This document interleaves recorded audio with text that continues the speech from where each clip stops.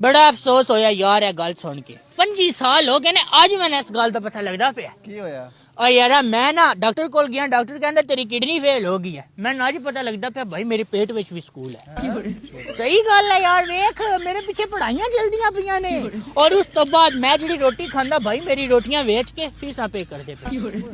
भाई जी मैं तां आखा मैं दोपहर टाइम रोटी खांदा रात टाइम मैं दोबारा भूख लगन लग जांदी है और उस तो बाद कम से कम मैंने 10 देंदे मैं भाई कोई ट्यूशन रखवा देंदा कोई भाई टीचर नूं उन्हां नूं समझवा देंदा और उस तो बाद मैंने दिल ते भी डाउट ही यकीन कर दिल नहीं करदा मेरा पढ़ाई करने ते एस भी फेल हो जानी अगले साल एस भी फेल हो जानी मैंने पता है करना तू एक गाइड ले ना ओदे वर्के पढ़ के खाई आ अंदर आपे तैयारी कर लेनी यार जीनियस है यकीन कर इदे यार दा बंदा जीनियस ना मैंने किधर पर एक मसला है यार की मसला हुन वेख मैं गाइड 8वीं क्लास दी गाइड खा गया उतो ओ 8वीं च नहीं होए 9वीं च होए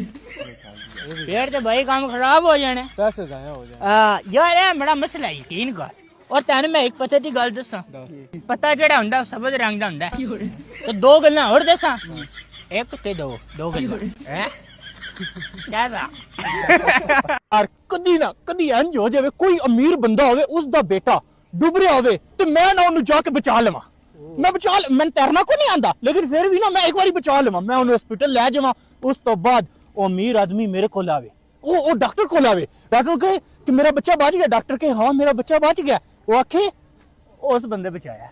मैं मतलब कि मैं बचाया मेरे कोल जावे आखे कि तुसी मेरे बच्चे ने बचाया दसो तुसी की लेना चाहिए मैं आखा नहीं मैंने की चाहिए मैंने तो कुछ भी नहीं चाहिए